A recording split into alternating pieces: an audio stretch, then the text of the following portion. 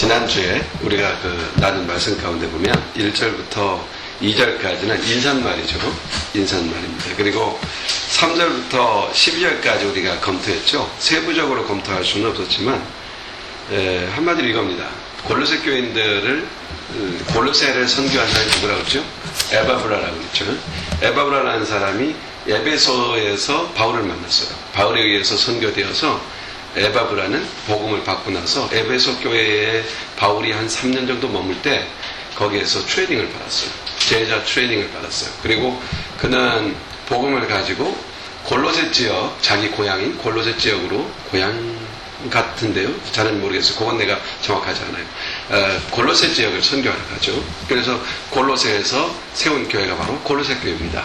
근데 그 교회가 참 복음으로 잘 세워졌죠. 복음으로 세워져서 그 복음으로 세워진 그 교회는 믿음과 사랑으로 견고히 섰던 것이죠. 근데 그들이 믿음과 사랑으로 견고히 설 수 있었던 이유는 복음으로 인한 소망 때문이었다고 그랬죠. 복음으로 인한 소망. 우리도 지금 왜 고난이 오고 힘들지만 이런 시대 속에서 우리가 굳건히 믿음을 가지고 살아갑니까?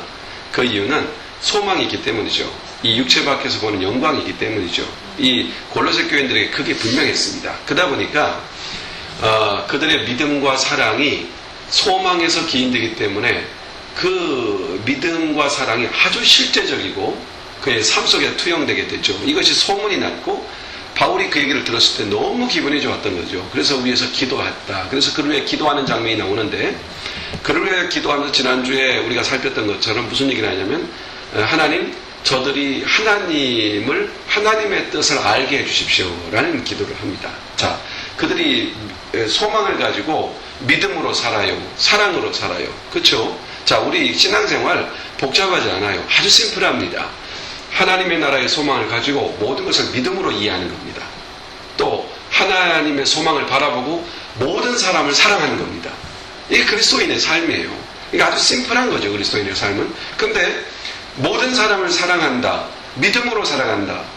심플한데 구체적인 삶에 들어가게 되면 삶이 아주 복잡한 게 좀 많아요. 거기에는 이해가 필요하죠. 하나님의 뜻은 어디에 있습니까? 라는 질문이 나오죠.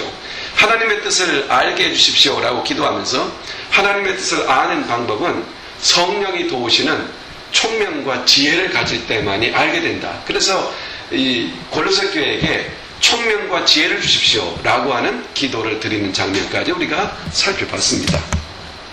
오늘 이제 그 20절부터 사실 1절부터 좀 더 묵상해서 나눌 말씀들이 많이 나오더라고요. 근데 그 말씀을 묵상하는 것보다는 13절 이후의 말씀을 계속해서 보는 게 좋아서 오늘 이 말씀을 봤습니다. 먼저 여러분 이 오늘 말씀을 듣기 전에 골로새서 2장 6절을 한번 펴보세요. 2장으로 가세요. 2장 6절. 자, 같이 한번 2장 6절을 한번 읽어봐요. 자, 시작. 그러므로 너희가 그리스도 예수를 주로 받았으니 그 안에서 행하되. 그렇죠. 자, 여기 보면 그러므로 너희가 그리스도 예수를 누구로 받았어요? 주님으로 받았다. 그러니까 너희가 누구다?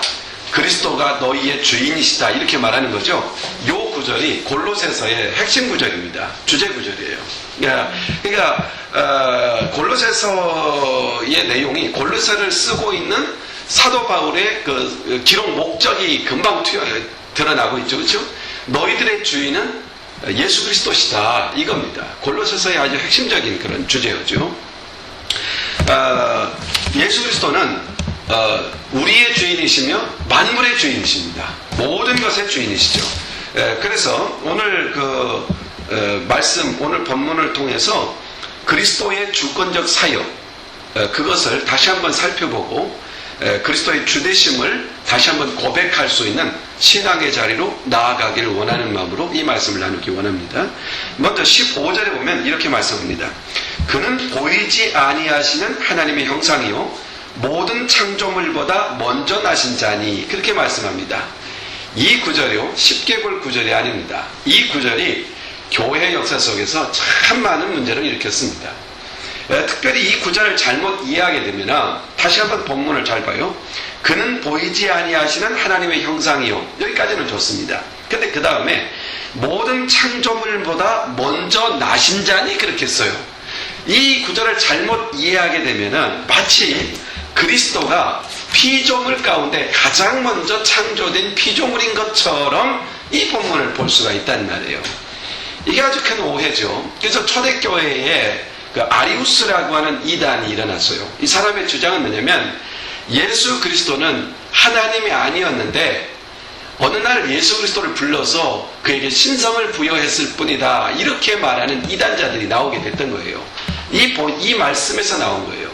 그리고 이 말씀을 기인해서 예수 그리스도의 신성을 부인하는 그런 수많은 이단자들이 후에도 출현하게 되는데, 현대 이단자 중에 여호와 증인 있죠. 이런 사람들이 바로 이런 구절을 근거로 해서 예수 그리스도는 신이 아니고 그저 인간일 뿐이다 라고 이렇게 말하는 그런 주장을 합니다.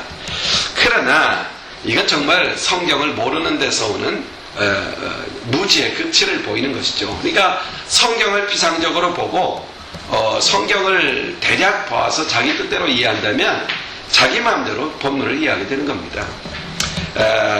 그러나 우리가 이 말씀을 잠시 한번 검토해보면은 모든 창조물보다 먼저 나신 자라고 했죠. 이 먼저 나신 자라는 말이 문제가 되죠. 헬라어로 이 먼저 나신 자라는 말은 헬라어를 직역한다면 장자로 번역할 수 있습니다. 장자. 이게 뭡니까? eldest son이라고 번역되는 거죠. 아주 그냥 최고의 첫 번째 아들이라는 얘기죠. 자, 그런데 그러면 왜 예수님이 굳이 여기에서 그리스도를 가리켜서 먼저 나신 자, 장자라는 말로서 표현하고 있는가? 거기에 담긴 의미가 뭔가? 먼저 이 장자라는 말의 히브리적 개념을 이해할 필요가 있어요. 장자라는 말은 아버지의 가진 권세를 그대로 행할 수 있는 주권자라는 의미를 갖습니다. 그러니까 다시 말해서 이 장자라는 표현은 히브리적 표현으로 주권자, 상속자, 주재자, 주관자, 이런 개념을 함께 함축적으로 의미하고 있다는 얘기입니다. 그리스도는 만물을 창조하신 분입니다. 동시에 그리스도는 만물을 주관하고 다스리시는 분이십니다. 그래서 시편 89편에 보게 되면은 27절에 장차 메시아로 오실 분을 예표하는 인물로 누가 드러나냐면 다윗이라는 사람이 드러납니다. 이 다윗 왕을 장차 나타날 메시아의 예표로서 다윗을 거론하면서 다윗에 대하여 이렇게 표현을 합니다. 내가 또 저로 장자를 삼고 세계 열왕의 으뜸이 되게 하며. 누구를요? 다윗은 본래요 2세의 막내 아들입니다. 8번째 아들입니다. 근데 어떻게 그가 장자입니까? 그런데 다윗을 장자로 표현합니다. 이 말은 다윗이 다스릴 것이라는 얘기입니다. 다윗이 왕이 될 것이라는 얘기입니다. 바로 그 얘기입니다. 그래서 그에게 장자다 이렇게 표현했던 것이죠. 다시 말해서 예수 그리스도는 먼저 나신 자다, 이 말은 이 땅에 왕으로 오시는 분이라는 얘기입니다. 그가 장자라는 얘기입니다. 그가 통치자라는 얘기입니다. 바로 그런 의미에서 하나님 아버지의 장자다, 먼저 나신 자다, 이렇게 표현함으로써 그는 이 땅의 통치자로 오셨으며 그는 주재자이며 그는 주관자라고 하는 사실을 명확하게 드러낸 것입니다. 천지 만물의 주인은 바로 그 아들 하나님이신 예수 그리스도다라는 것을 강조하는 표현으로서 히브리적 표현을 하고 있는 말씀이라는 얘기입니다. 뿐만 아니라 예수님을 이 장자라고 표현하는 데는 예수님이 장차 부활하실 것, 즉 부활하신 예수님에 대한 예표입니다. 여러분, 인간 중에서 죽은 자 가운데서 가장 먼저 살아나신 이가 누굽니까? 예수님이십니다. 그래서 고린도후서 15장에 보면은 예수님은 부활의 천년매가 되셨다 이렇게 표현하잖아요. 즉 부활에 있어서 장자, 즉 첫 사람, 첫 부활한 사람, 그게 누굽니까? 예수 그리스도입니다. 그로 인하여서 누가 부활합니까? 그 다음에 오는 모든 사람이 부활하게 됩니다. 그 첫 번째 부활하신 예수로 인하여서 모두가 부활하게 됩니다. 그가 장자입니다. 바로 그런 면에서 예수님을 장자로 표현하고 있는 것입니다. 그리고 더 나아가서 여기 나신 자라는 표현입니다. 이 나셨다라는 표현, 여기 모든 창조물보다 먼저 나신 자니라고 할 때 나타라는 표현, 이 나타라는 표현은 사람이 사람을 낳았다고 할 때 쓰는 그런 단어의 용도가 아닙니다. 이것은 여기서 나타나는 말은 영원히 나타나는 말입니다. 이게 이해가 되어야 될 텐데 좀 이해가 안 되더라도 주목해서 잘 들어야 돼요. 영원히 영원히 나타나는 이런 표현인데, 이것은 인간들이 인간을 나타나는 표현이 아니라 이것은 우리의 이해를 넘어서서 하나님의 세계에서 하나님께서 그 아들을 나타나는 표현입니다. 그러니까 이 말은 예수 그리스도는 누구라는 얘기입니까? 하나님이시라는 표현입니다. 사람의 아들은 사람입니다. 하나님이 낳으신 자는 하나님이십니다. 바로 그것을 표현하는 얘기입니다. 그런 면에서 예수님은 하나님 아버지로부터 영원히 낳으신 분, 창조물보다 먼저 창조물이 있기 이전에 영원히 아버지로부터 낳으신 영원하신 하나님, 그가 누굽니까? 예수 그리스도이시죠. 그래서 예수님을 여기 이렇게 표현하고 있는 겁니다. 먼저 나신 자, 모든 창조물보다 먼저 나신 자. 이 말은 다른 의미에서 이렇게 표현해야 될 겁니다. 모든 창조물보다 먼저 계신 분, 이렇게 번역하는 것이 정확한 번역일 것입니다. 그래서 17절로 가보면은 이 해석을 좀 더 강조해서 표현해 주는데, 또한 그가 만물보다 먼저 계시고, 이게 정확한 표현입니다. 먼저 나신 분이 아니라 먼저 계신 분, 이렇게 표현하는 것이 우리로서는 이해가 수월한 것이죠. 왜냐하면 그건 영적 세계에서 일어난 사건을 보여주시기 위해서 이렇게 기록자가 기록하고 있지만, 우리가 오해할 여지가 있기 때문에 정확히 표현한다면 만물보다 먼저 계신 분, 이 정도 차원이 아니에요. 좀 더 나아가 16절에 보면 이렇게 표현합니다. 16절에 만물이 그에게 창조되되, 하늘과 누구에게 창조됐어요? 그에게, 그 먼저 나신 분, 그로 인하여서 누가 창조됐어요? 만물이 창조됐어요. 하늘과 땅에서 보이는 모든 것과 보이지 않는 것들과 혹은 보호자들이나 주관자들이나 정사나, 이 말이 뭡니까? 영계에 있는 사건을 말하는 거예요. 이 세상에서의 말이 아니라 영적인 주관자, 권력자, 이게 뭡니까? 이런 놀라운 영적 권세자들, 천사를 유시해서 이런 권세도 다 누가 만드셨어요? 그가 만드셨어요. 다 그로 말미암아 그를 위하여 창조됐어요. 그가 만드셨을 뿐만 아니라 누구를 위하여? 그분을 위해 창조된 거예요. 만물이 그리스도를 통해서 창조되었다, 이거 얘기 아닙니까? 그렇습니다. 보이는 세계나 보이지 않는 세계가 다 예수 그리스도로 인하여 창조되었습니다. 그분이 창조하셨습니다. 예를 들어 보이지 않는 세계의 대표적인 것 하나만 얘기해 보십시오. 누굽니까? 천사죠. 천사. 그렇잖아요. 누가 만드셨어요? 예수께서. 오늘 본문이 그렇게 말하고 있는 겁니다. 만물이 예수 그리스도로 말미암아 지어졌고 그분을 위해 지어졌다. 만물 안에 우리가 속해 있다, 이런 말씀입니다. 만물을 지으신 주님께서 또한 우리 사람을 창조하셨죠. 보이는 세계, 보이지 않는 세계를 창조하신 주님이 나를 지으셨죠. 그러니까 내가 누구의 소유입니까? 하나님의 소유죠. 그래서 그는 나의 주인이시다, 이렇게 표현하는 것입니다. 자, 예수님은 나의 주인이시다, 창조자시다. 이게 바로 오늘 이 본문에서 고백하고 있는 내용입니다. 예수는 나를 창조하신 주인이시다.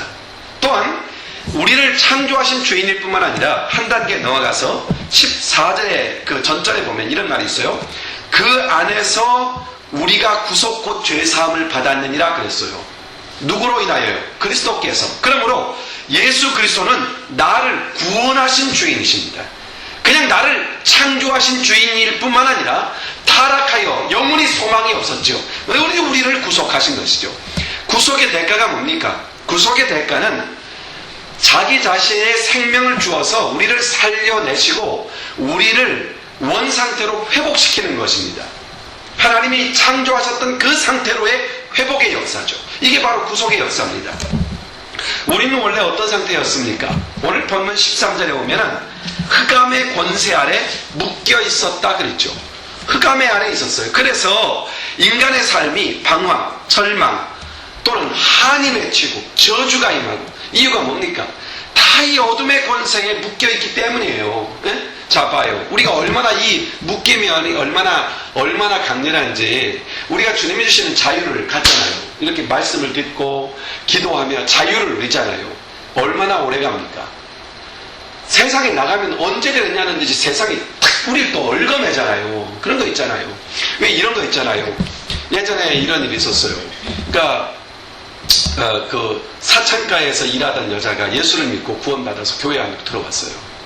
근데 교회 안에서 신앙생활 하는데 이 선입감 때문에 예전에 너는 그런 여자였었다라는 인식을 사람들이 갖고 있고 또 본인도 그걸 느끼기 시작하는 거예요.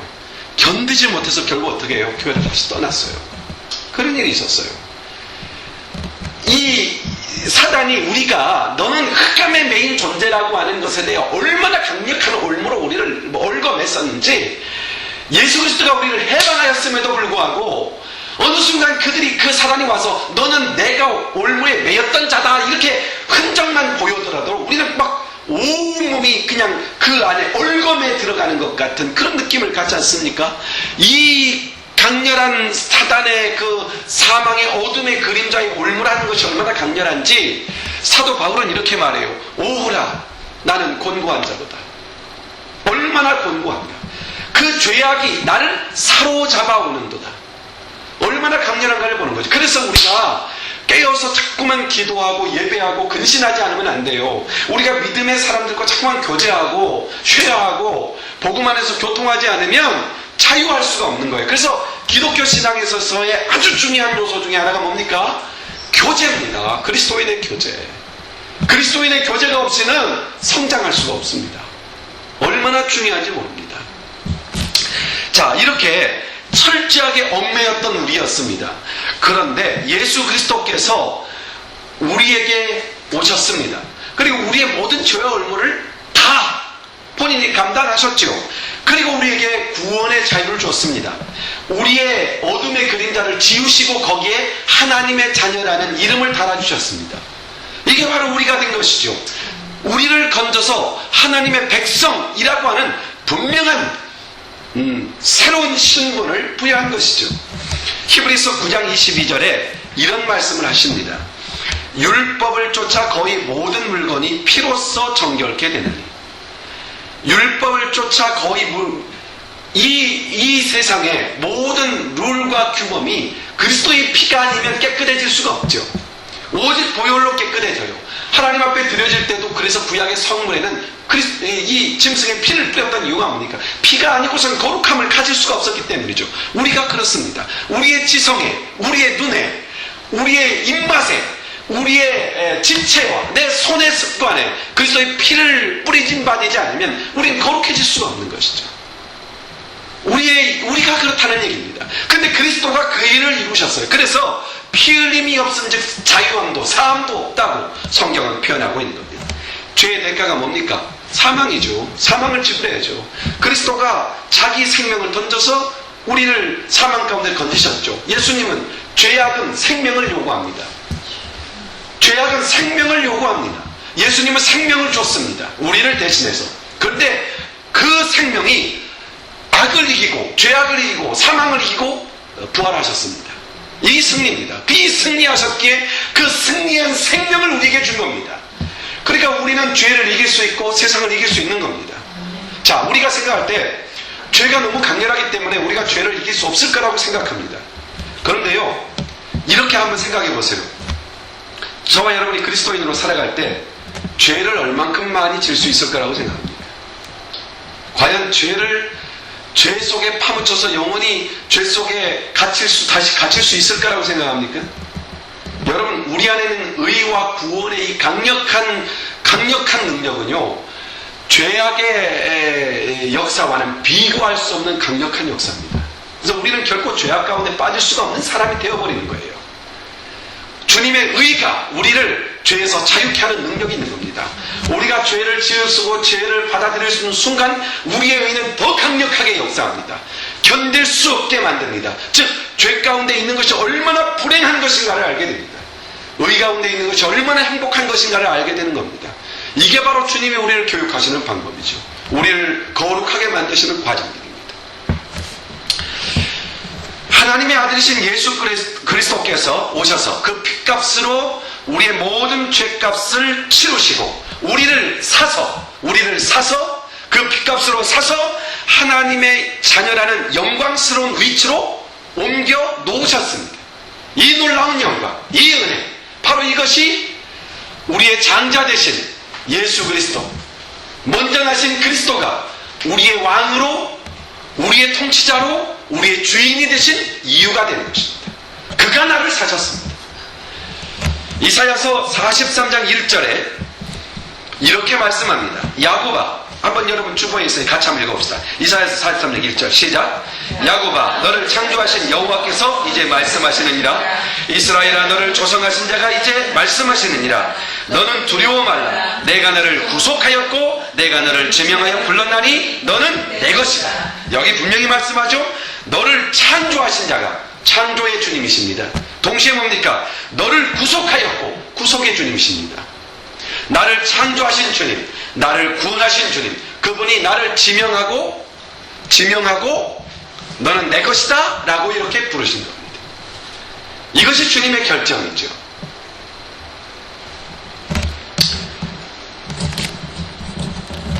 어저께 맨하탄에 우리 서영이가 맨하탄에 무슨 축제가 있어, 코리안 축제 한다고 해서 친구가 거기 가자고 해서 친구 아빠하고 갔어요.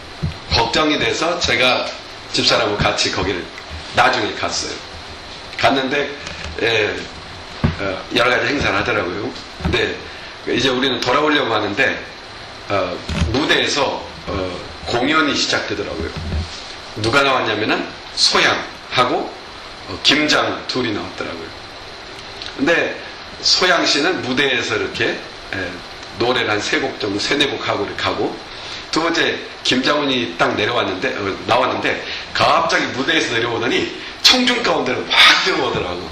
악수하고 눈 마주치고, 그러니까 막 그 김장훈 씨하고 눈 마주친 것만도 너무 감격을 해가지고 눈만 마주치면 그 아줌마들, 아저씨들은 좀 어떡하고 아줌마들이 거의 넘어질 정도로 이렇게 아주 환영하고 가서 껴안고 난리가 났어요. 야, 가수하고 눈만 맞춰서 저렇게 사람이 변할 수 있구나, 그런 생각이 들더라고요. 근데 우리 하나님께서 지명하여 불렀나니 말은요, 주님과 눈이 맞았다는 얘기입니다. 주님이 그 사람을 보고 그 인격을 보고 넌 내 것이다 라고 정확하게 이야기했다는 얘기입니다. 이게 놀라운 일이죠. 그러니까 우리 주님이 나를 지명하여 불렀나니, 그래서 나를 창조하신 그분이 나의 타락에도 불구하고 지명하여 부르셔서 나를 구속하시고 하나님의 자녀로 삼으시는 이런 놀라운 역사를 일으켰다는 얘기입니다. 하나님은 우리의 구원의 주님이십니다.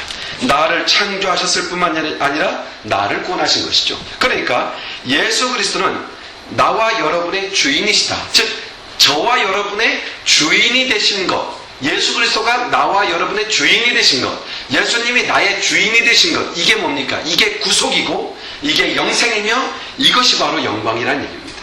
바로 이것이 우리라는 얘기입니다.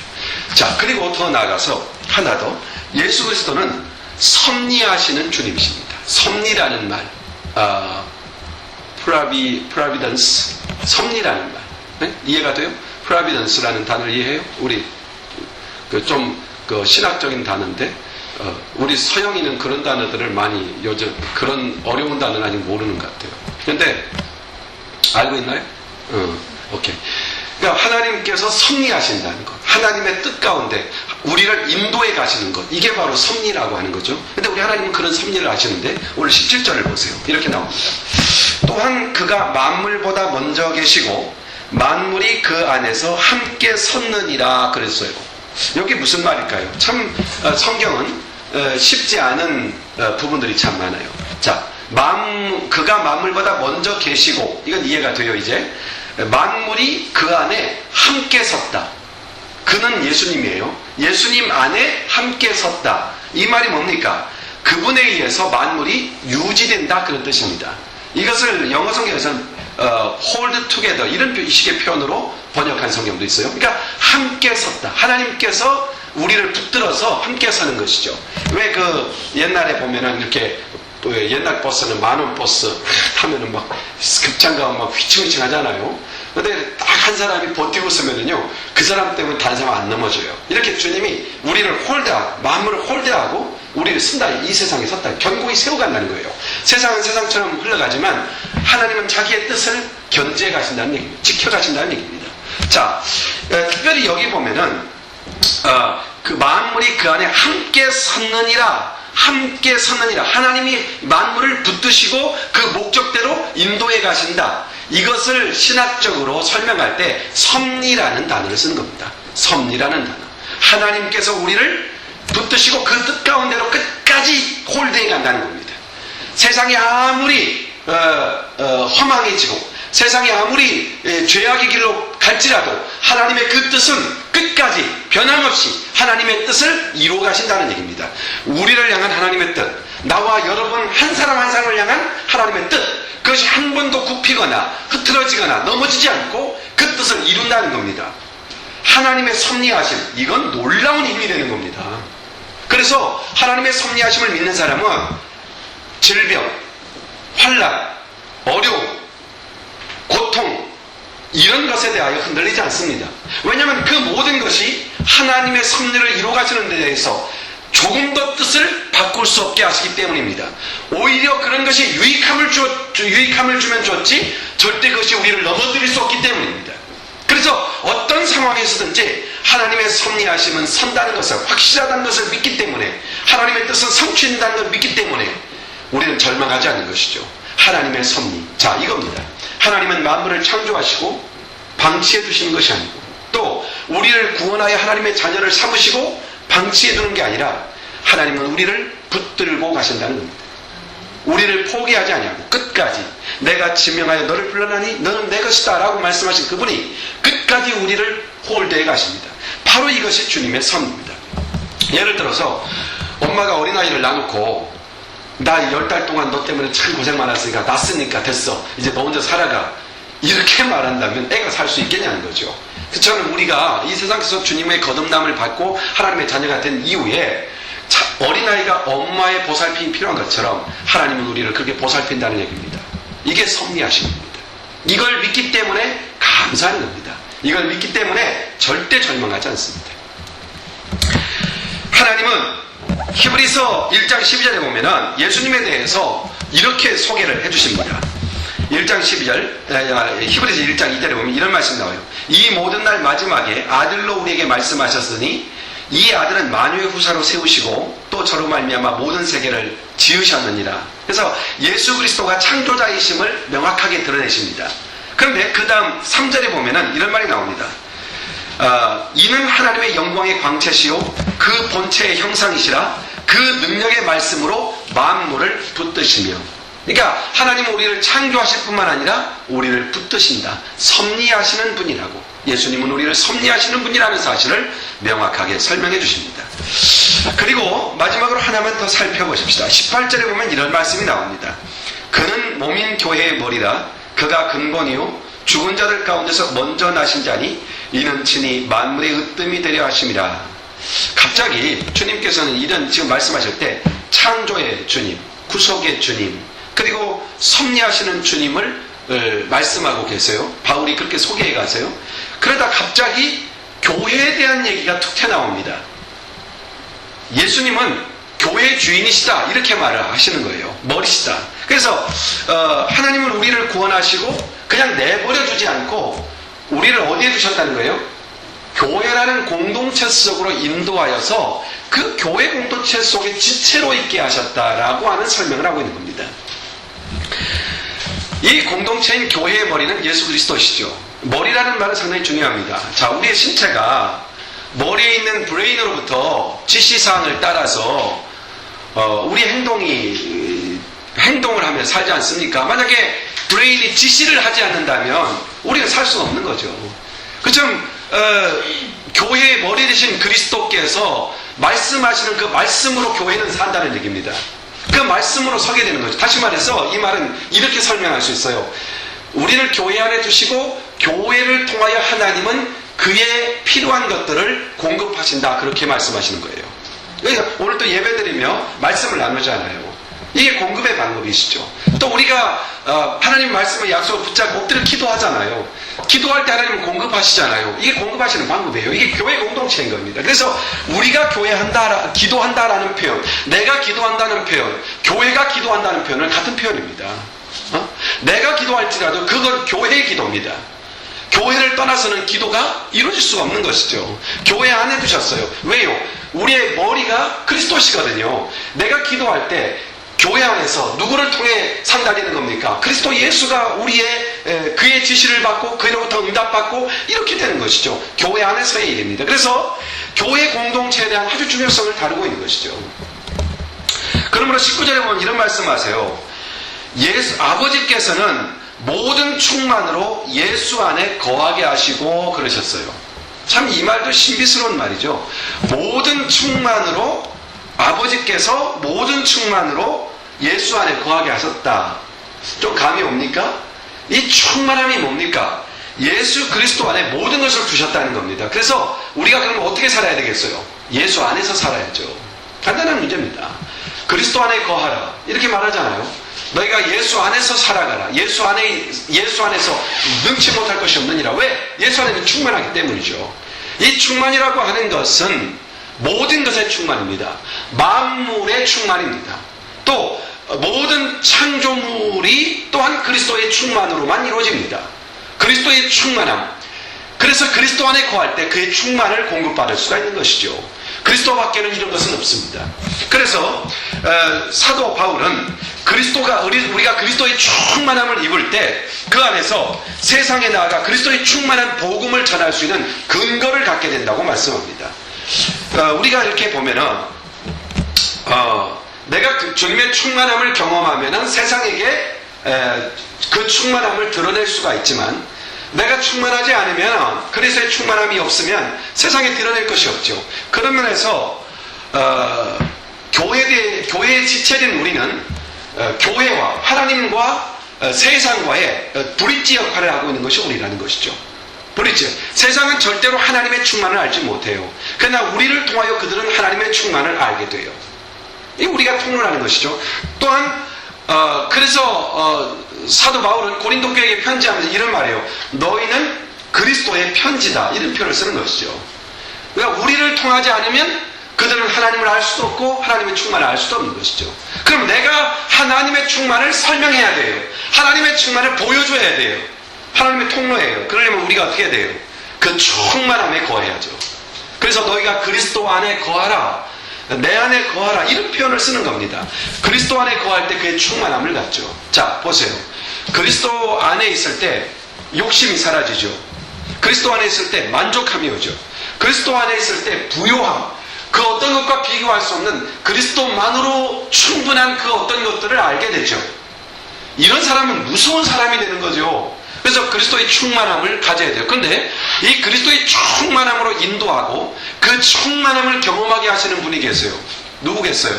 성령님이시죠. 그러면 성령님이세요. 그래서 우리는 다른 말로 그리스도 안에 충만히 거하라 이 말은 성령의 충만함을 받으라는 말과 같은 것입니다.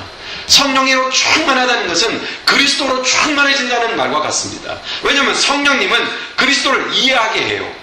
성령님은 그리스도 안에 있는 충만을 알게 해요. 또 성령님은 그리스도 안에 있는 그 충만을 경험하게 해요.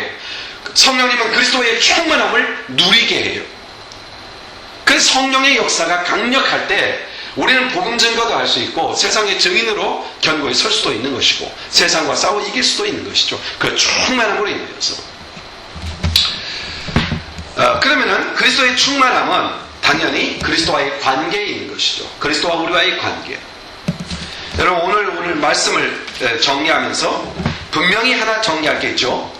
우리 주님은 우리의 주인이시라는 말씀입니다. 어떤 주인입니까? 나를 창조하신 주인이시죠. 나를 구원하신 주인이시죠.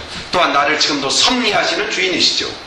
그는 교회의 머리가 되시는 교회의 주인이시죠. 그 교회 안에 하나님은 충만함으로 역사하시는 그 충만함, 그리스도의 충만함, 아버지께서 모든 충만함을 그리스도 안에 두셨죠. 그리스도 안에 거한다는 것은 교회 안에 거한다는 말이 되고 교회 안에 거하여 그것을 누리는 것은 교회 안에서 역사하신 성령으로 가능한 것이죠. 이게 뭐 복잡하고 어려워 보이지만 심플한 것입니다. 그냥 이렇게 이해하시면 됩니다. 성령의 충만함을 받는 것이 그리스도의 충만함을 누리는 것입니다. 성령 안에 있는 것이 그리스도 안에 있는 것이죠. 그래서 우리는 이걸 점검해야 돼요. 예수 그리스도와 나는 바른 관계를 갖고 있는가? 이 문제를 늘 점검해야 되죠. 유감없이 예수 그리스도는 나의 삶의 주인이라고 언제든지 당당히 고백할 수 있는가? 이 고백, 그리고 더 나아가서 나의 삶을 인도하시며 고치시며 섭리하시는 분이 바로 예수 그리스도시다, 나의 주인이신 그분이시라고 하는 이 사실에 대하여 확신을 하고 있는가? 어느 업체에서 인쇄기를 만드는 그런 업체, 유명한 업체가 시카고에 있었는데, 그 업체로부터 새로운 인쇄기를 이렇게 수입한, 그래서 공장 설비를 늘린 그런 업주가 있었습니다. 근데 그게 너무 고가예요. 아주 최첨단 그런 기능을 가지고 있고, 그래서 여러 가지의 색도를 단 한 번의 인쇄로 수만 수천 장을 뽑아낼 수 있는 아주 예민하고 섬세한 기계인데, 값이 보통 나가는 게 아니겠죠. 엄청난 가격을 주고 데려왔어요. 그리고 이제 설명서도 받았고 운영하는 것도 다 받았어요. 근데 문제는 운영을 하다 보니까 고장이 났어요. 예민하니까. 고치려고 하니까 너무 복잡해서 고칠 수가 없어요. 그래서 공장 본사로 전화한 거죠. 이 엄청난 금액을 들여서 샀는데 이거 저 기술자를 보내서 고쳐달라요. 그래서 그쪽에서 기술자를 보냈어요. 어떤 기술자를? 아주 시퍼렇게 젊은 20대 초반의 그 기술자를 보낸 거예요. 그 엄청난 가격에 나가는 그 기계를 20대 초반의 그 기술자를 보내 고치라고 하니까 사장이 기분이 나쁜 거예요. 적어도 능수능란한 아주 능숙한 노하우가 있는 기술자를 보내달라고, 다시 보내달라고 부탁을 하는 거죠. 그랬더니 그쪽에서 대답은 딱 한마디입니다. 그 기계를 만든 사람이 바로 그 젊은이입니다. 이걸 답이 끝난 거예요. 만든 사람이 고치는 것입니다. 여러분, 중요한 건 이겁니다. 나를 만드신 분, 그게 그리스도 아닙니까? 나의 삶을 계획하시고 나를 구원하시고 하나님의 섭리 가운데 두신 분, 바로 그분이 나를 섭리하지 않습니까? 바로 그분이 그리스도시죠. 그분이 나의 주인이시죠. 나의 주인이신 그분은 나의 창조자시고 나의 구속자시고 나의 섭리자시며 나의 주인이십니다. 오늘 이분과 올바른 관계를 맺는 두 가지 원칙이 있습니다. 첫째가 뭡니까? 그가 나의 주인이심을 알고 그의 말씀에 순종하는 것입니다. 이게 관계성입니다. 주님과의 관계. 자, 주님과의 나와의 관계를 갖는 첫 번째는 순종이라는 단어로 정리가 됩니다. 두 번째는 그가 나를 사랑하시는 것을 알고 그와 깊은 친밀함을 갖는 겁니다.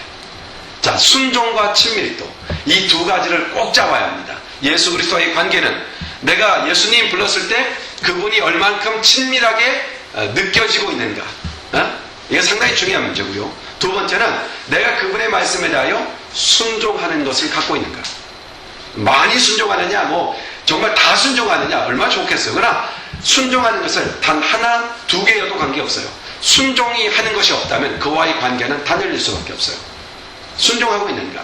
그리고 또 하나는 내가 그분이 나를 사랑하시는 걸 알고 나는 그분을 사랑하며 그분과의 친밀도를 갖고 있는가. 예수님, 그러면 그 친밀도가 얼만큼 깊이 와닿고 있는가. 이 두 가지, 순종과 친밀함을 통해서 주인 되신 주님과 깊은 교통을 나누는 그런 우리의 신앙의 삶이 되어야 하겠습니다. 기도하겠습니다. 거룩하신 아버지 하나님, 감사합니다. 오늘 골로새 교인들에게 사도 바울은 예수 그리스도가 주인이심을 다시 한번 명확하게 말씀을 주고 있습니다. 주인이신 주님과 우리가 어떤 관계로 살아갈 것인가, 아버지 하나님 바라건대 주님의 말씀에 순종함으로써 또 주님과의 깊은 친밀도를 가짐으로써 기도겠죠. 주님, 친밀함은 기도를 통해 이루어지는 거 아니겠습니까? 또 말씀을 통해 그 친밀함이 이루어지고 그 말씀에 대한 순종을 통하여 주님과의 친밀도가 높아지는 줄 아는데 우리에게 그러한 믿음의 결단과 헌신이 있게 하여 주옵소서. 그래서 주인 되신 주님으로 인하여 주님의 섭리하신 가운데 범사에 승리하는 우리의 삶이 되게 하옵소서. 예수님의 이름으로 기도하옵나이다. 아멘. 아멘. 주여 감사합니다. 우리 찬송 하나님 앞에 드리십시다. 찬송가 300